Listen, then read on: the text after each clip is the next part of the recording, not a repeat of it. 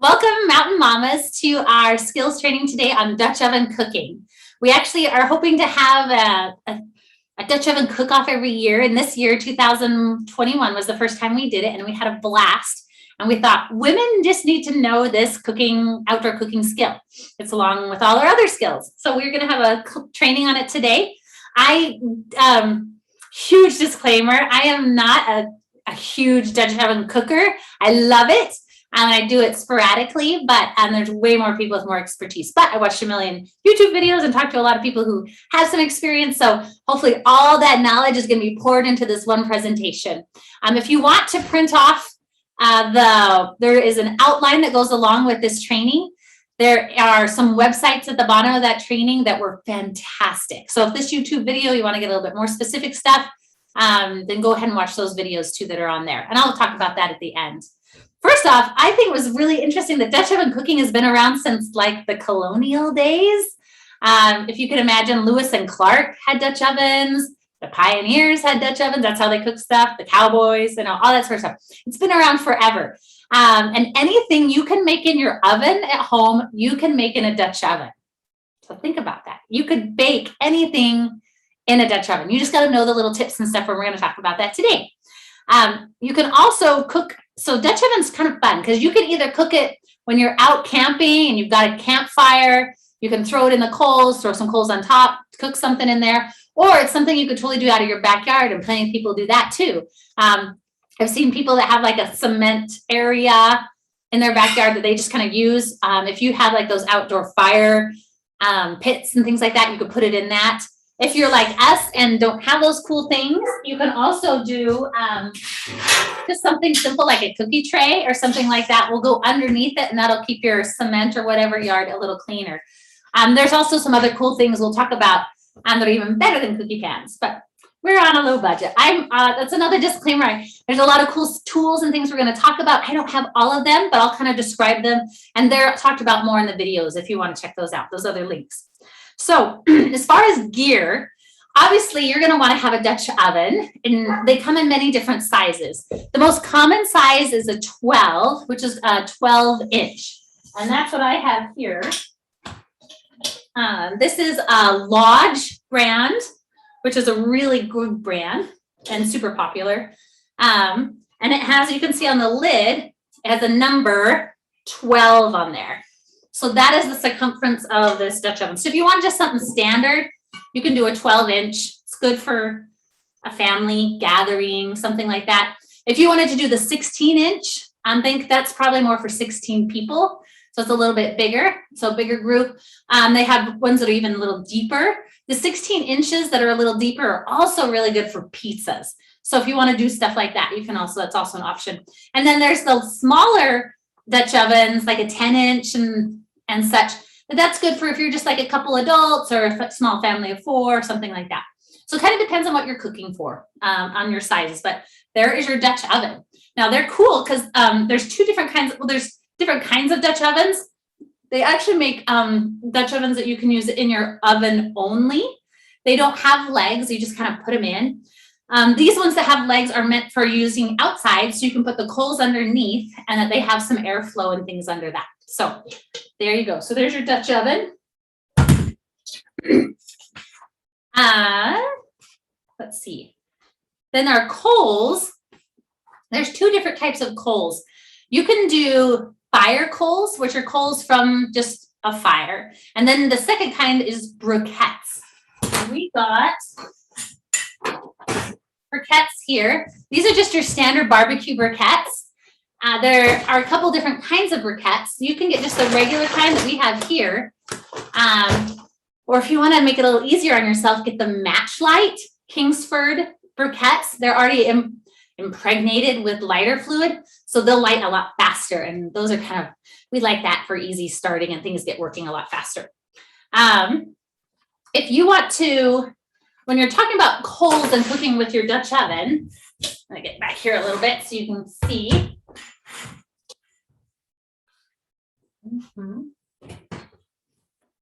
If you put coals only on the bottom, then that's how you would saute things. So just coals only on the bottom is for sauteing. If you want to do soup, stews, and baking, you do it on the top and the bottom, a little here, a little there. And then if you wanted to make like a cheesecake or something fancy, you actually put a ring around of coals on the bottom, and that way it's just kind of cooking gently on the outside, but nothing too technical. Also, you can use the lid as a pan and fry. You would use this as kind of like a griddle. So you could use this for eggs or bacon or pancakes, things like that. So it's actually kind of cool. You have two different cooking devices. So that's your Dutch oven and your coals. Now tools, just basic Dutch oven tools. First we have our tongs.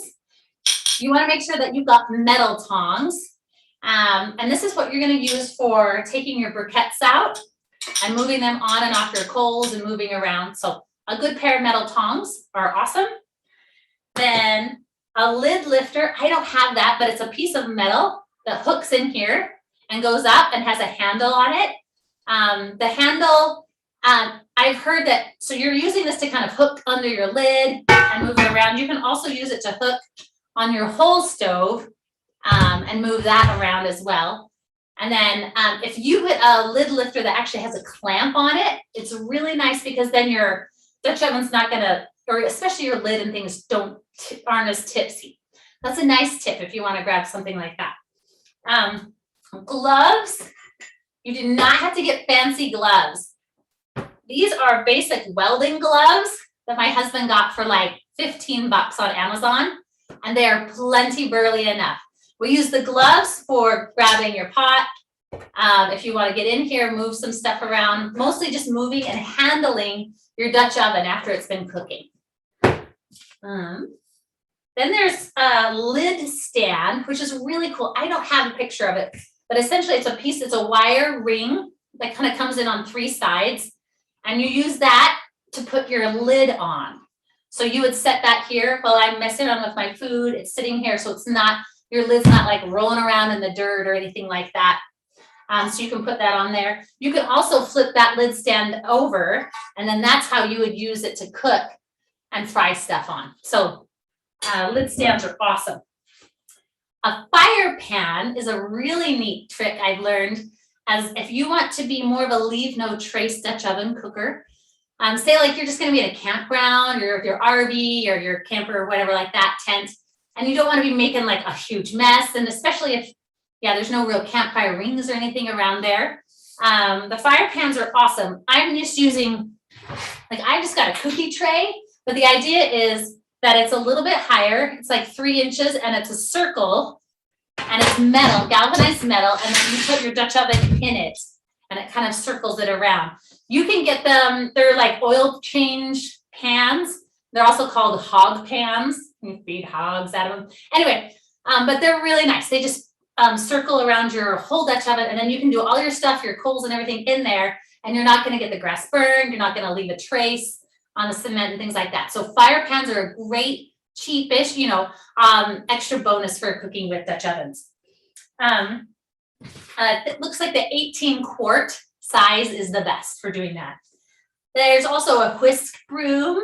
If you've got kind of a burly broom, not a plastic one, but a whisk broom is really nice for when you get a lot of coal dust on here, ash.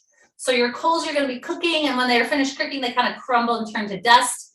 And if you have a whole bunch of that ash up here, what it does is it provides a barrier against the heat from the coals. And so it's going to cool down faster. So if you're watching or managing your food, and you've got a lot of ash there, you can use the brush to kind of brush off the ash, make a clean surface so you can put your coals and things on there. So that's kind of a nice little tip. Usually the coals will turn to ash in about 45 minutes or so. So just kind of keep that in mind as you're cooking. That'd be a good time to use your brush. Then there's the trivet. A trivet is, if you guys have used Instapots, they have a little metal ring that's inside that is lifted up by two little legs, and you put your meat in there and all that kind of stuff. So it's a way of keeping your food up above the bottom of the pan so it doesn't cook. You can do the exact same thing it's the exact same idea with a Dutch oven. You could even use the same one you have in an Instapot or your crock pot or whatever like that. If you're too cheap for that, you can use canning rings. These are just like your regular size canning rings, and put 3 of those in the bottom of your Dutch oven here. And that works just as well. Then you put, if you had a chunk of meat, you know, you could put that there, or anything that you just don't want, you want to have a little bit more airflow under there. Like if you had like a pie, you wanted to bake a pie inside your Dutch oven and not have it on the lot of heat and burn the bottom, you know, actually not having it cooked in here, but just set the pie tin in there, or a biscuit tin or something like that. It's a really cool little tip to do that. And then you just put your lid on. The last thing is, if you are super cush and want to protect your trunk and your Dutch oven, is you can also get the Dutch oven bags, and it's usually like a ripstop canvasy kind of material with a zipper on it, and it has a little strap. And the idea is that you just put that in your Dutch ovens, and it keeps them a little protected if you're doing lots of travel and stuff with your Dutch ovens. So those are your big supplies. The last supply is your charcoal chimney. This is a must if you're going to be cooking with briquettes. So we've got a pretty big one. They come in different sizes, but this is a good size one. Anyway, my husband smokes a lot of meat. So anyway, so a charcoal chimney would be the last thing to get. A little tip with the charcoal chimneys, if you have, when you're working with them, there's going to be a lot of charcoal and junk coming out of the bottom of this. So it's nice to also have something for it to sit on. You could do a cookie tray if you wanted. You could also do a metal pie plate, just a big metal circle. I saw some, people have used that. The idea is it's just a barrier, just like the fire pan would be, to keep your surface that you're cooking on clean and stuff. So anyway, those are your big supplies. Now let's get to making the coals. Now the coals are a little tricky. So the first time we tried this was ridiculously crazy. So I've got some more tips to hopefully make it a little easier for you guys the first time around. So first thing is you set your chimney, your charcoal chimney here on your pan. Let me get this stuff out of the area here. And there we go. And then I'm going to fill this. There's a little spiral. You can see kind of a grate in there, about fourth of the way up. And you're going to fill this, usually 3/4 full with charcoal. That seems to be a good amount for maybe 2 12-inch Dutch ovens, generally. Also keep in mind that you're going to want to keep filling this up. So you're like, I'm going to make some coals. That's great. That's what I'm going to use for cooking. As soon as I get these coals ready, I'm going to get another batch ready in here, or at least a little bit after, because these coals on my Dutch oven are going to cool down and I'm going to need to replenish. So you'll be using this probably a couple times at least when you're cooking in your Dutch oven meal. All right, so we fill this 3/4 of the way with our charcoals, and over 2 10-inch Dutch ovens. And then what I'm going to do is, we want to get a fire going under here. So you can use newspaper. Honestly, that's the best. We don't get the newspaper, so it's a little trickier for us. We probably want to save the newspaper, I guess. I just have printer paper, but if you were going to use newspaper, 2 to 3 full sheets of that newspaper is perfect. And the idea is that you're going to want to crumple it, but not too densely. You want to have some air pockets in here. And you're going to jam those underneath here.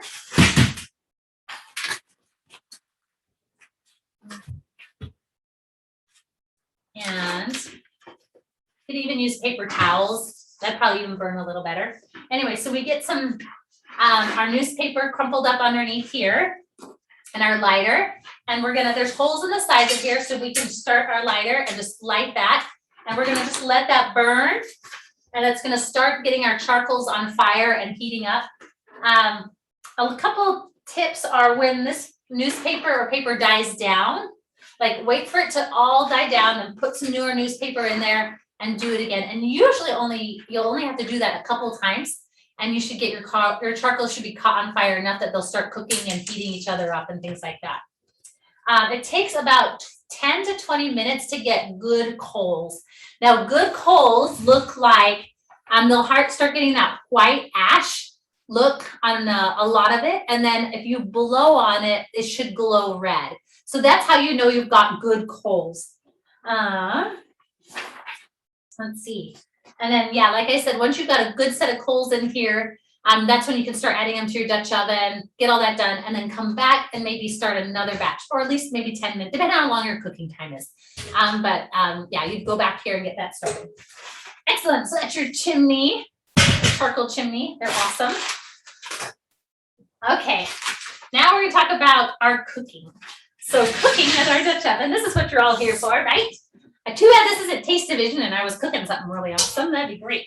But our chicken trivets out there.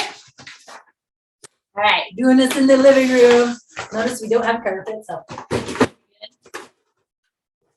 Yeah. So we're gonna put, if you have just a fire, you're gonna be putting your oven in the fire. If you have like a metal, those metal barbecues they have at parks, those work as a good place to have your Dutch oven and your coals. Or you can do the fire pan that we talked about as well. Common mistakes with cooking in Dutch ovens is you use too much heat. People just want to pour on the coals. I totally did the same thing too when I was starting. So be careful that you're not overheating your charcoal, not putting on too many. Some other tips are when you are cooking, to prevent hot spots, about every 10 or 15 minutes, you'd want to take your little lid lifter and turn your lid clockwise and then your whole pan counterclockwise. Does that make sense? So what that's going to be doing is taking all these coals here, and they actually are rotating opposite each other. And that will really help with hot spots while you're baking as well. So that's a fun little tip. Then also there's a couple cooking tips where if you know these, your friends will think you're super smart and amazing. So one is, most of the baking we do with Dutch ovens is at 350 degrees. It's just kind of a standard for soups and stews and breads and all this kind of stuff. A lot of things are just at 350. So 350 degrees with a briquette cooking is you take the number on your lid, double it. So I've got a 12-inch, so that would be 24 coals. So that's how many coals I'm going to be cooking with to be at 350 degrees.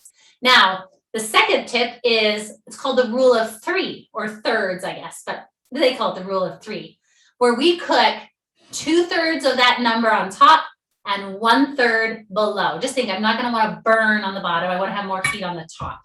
So of that 24, so if I have a 12-inch, I'm going to be working with 24 briquettes. So I'll have 9 on the bottom and 15 on top. So you'll have your size of Dutch oven. So you'll kind of already know, you'll know I'm about a 12 and I got to do this and that every time. So that's a really good rule of thumb. If you need to change the heat, the temperature from 350, just know that for every 2 coals or briquettes that you put on here, you increase the temperature by 25 degrees. So if you wanted to add a few here and then maybe 1 below, to bump yourself up to 400, that kind of stuff. Absolutely is great. Let's see. When you're talking about placing coals on the lid, we want to place them on the edge of the lid. Most of them are going to be going here along the edge, and then maybe 1 or 2 right here in the middle, like the last 2. So that kind of provides a good even cooking from the top.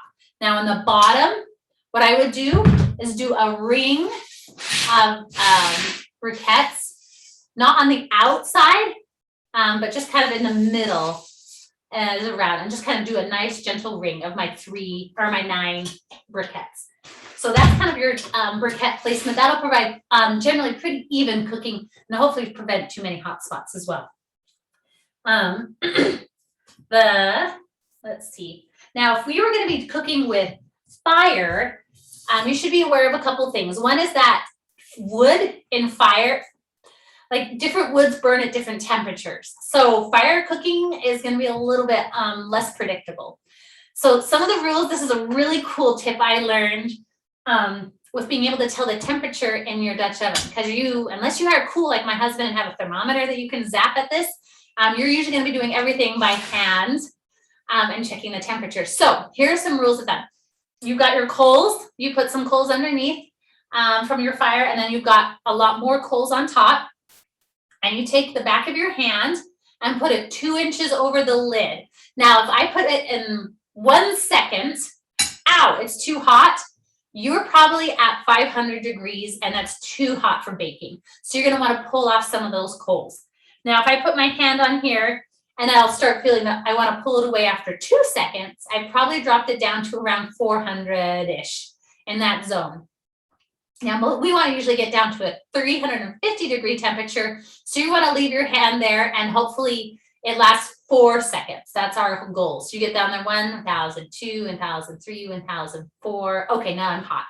That is 350 degrees. So if you have to go longer, you're waiting 6 seconds or more, you're more like 200, 250 degrees. It's called a slow oven. And you might want to be cooking that temperature, but if you're not, then yeah, throw on some more coals. But that's kind of a fun little rule of thumb for helping check temperatures when you're working with fire coals as well. Now we want to get to the fun stuff, recipes. So I printed off some recipes and they're included in your outline. I'll kind of go through a couple I included. So we have basic stews and soups. That's probably the most recommended place to start if you're a beginner. Things that are wet, have water. It gives you a little bit more wiggle room as far as whether, burning and all that kind of stuff.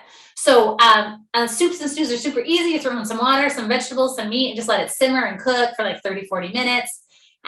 Keep checking it every once in a while, but generally, and throw some spices in it. Can't go wrong with that. I've got an awesome recipe for sloppy joes. That just involves putting ground beef in here. So sauteing ground beef and onions. And green peppers and some celery and stuff like that. So what you would do with that is you take this off, the lid off. I'd put my coals on the bottom. I've got a little oil in here and chop up my veggies, throw it in here and just cook it, saute it just like you would in a frying pan until those are nice and good looking. And then I would add you'd add your sloppy joe seasonings and that, stir it up. And then for the sloppy joes, you actually leave the lid off and just simmer for 30 minutes. So, that one's a fun one and not too hard. Bread. We all want to be cool and bake bread in our Dutch ovens. Some tips for that. I figure there's a million different recipes for that. With the Rhodes dough, I'm a fan of that, so you don't have to make the dough. You can actually just put that right into your Dutch oven. They have to rise. And so you'll have to wait a couple hours. You put your Dutch oven in a warm place. And usually takes about 3 hours. They need to rise twice the size, and then you bake them for 30 to 40 minutes on 350 or so. One of the tips I've heard with bread is about 10 minutes before your end of your baking time is to take the bottom off. So you would just take the bottom coals. So you would just move your whole Dutch oven to a place where you don't have coals on the bottom, and then just let the last 10 minutes bake from above, and you'll get a really good recipe on that. Now, cobbler is our favorite. It only involves, the one I have recipe is a can of peaches, a yellow cake mix, and a stick of butter. You throw it all in together, cook that 350 for 30 minutes, and you're golden. So that's also an awesome recipe. Now, I want to talk about care of your cast iron. Let's see. We want to make sure that we take good care of our pan. So when we're done cooking, what we want to do is man, you're great. Everyone ate all your food and your pan looks great. It's fantastic. You should know that a well-seasoned Dutch oven actually has non-stick properties. And so the more you cook with it and the better seasoned it is, the less stuff's going to stick in here, which is really cool. But if you have a new pan and your new oven, you're working on stuff, you're going to have some junking stuff in here. So the best way to clean that out and get junk out is with a credit card, or a library card, or plastic, any kind of card. Just grab some junky old card, get in there and scrape and scrape. It's got bendy, properties. And so it can really get a lot of that junk and stuff out of there. So that's a fun little tip to really help you clean out. You do not want to be using a metal scrub brush, steel wool, copper wool, none of that if you've got a well-seasoned pan for any reason, because that scrapes all that beautiful patina and stuff off. Then we want to rinse it out with water. And you can use salt as an abrasive to help get out any of the other junk in there. If you have to use some liquid soap, just use a little, make sure it's not a strong soap, and use lots and lots of water. Rinse it, of course, off after that. And then you're gonna want to dry it off really, really well. Oh, she probably, little Candy, careful. Then you wanna make sure that you dry this really, really well. And then the way to store it, my favorite way is to get a piece of paper towel and put it here on the side.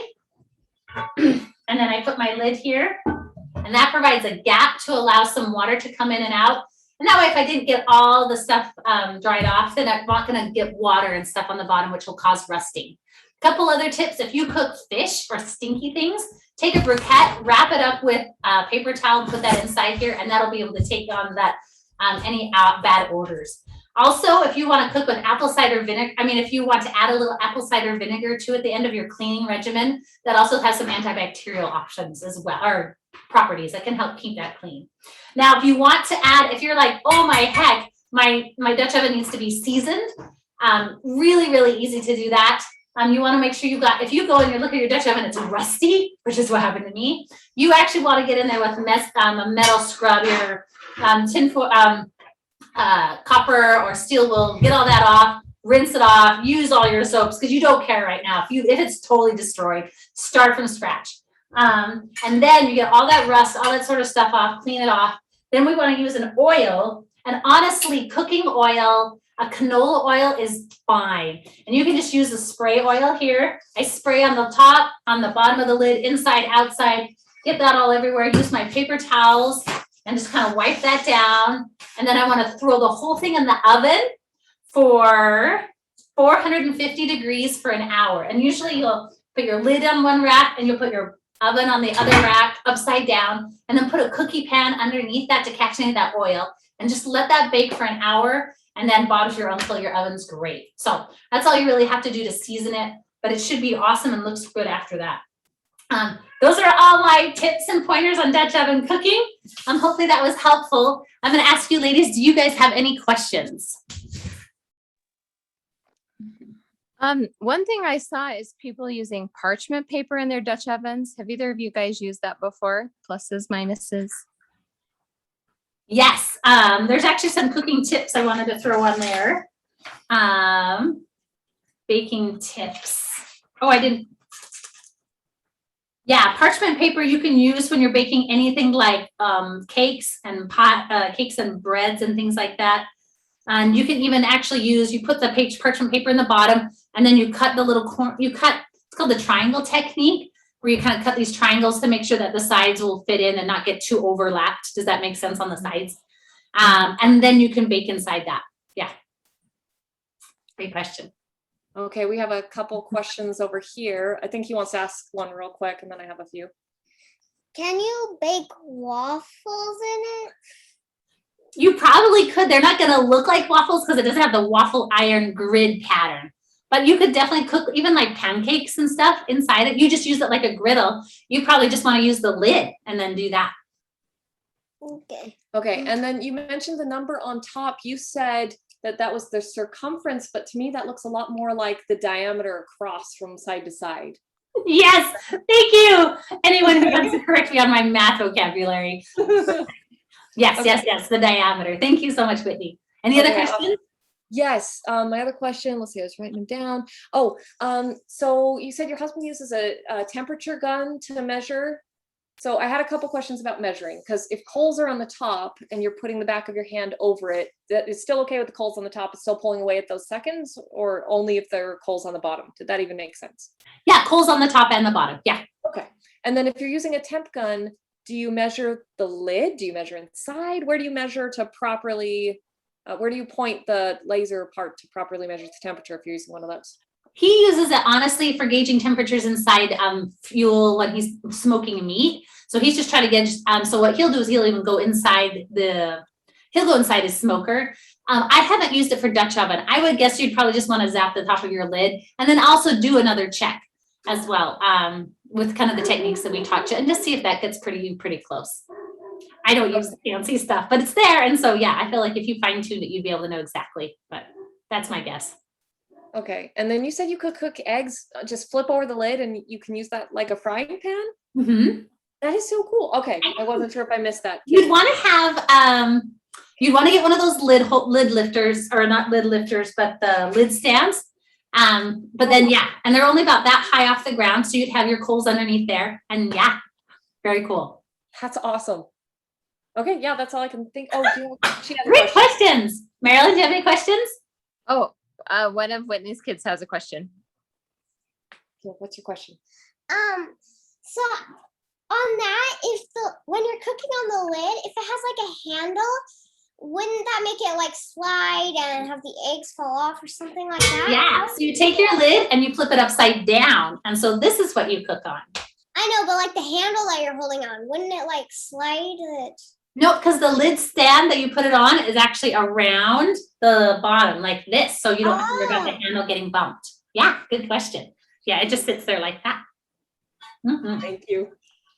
I had just a couple things. One, I did eggs when we had the Dutch oven cook off. I did eggs, but I added a bunch of the hash browns into the pan. And then I cooked the eggs with it. And so that was really easy to cook the eggs with the hash browns.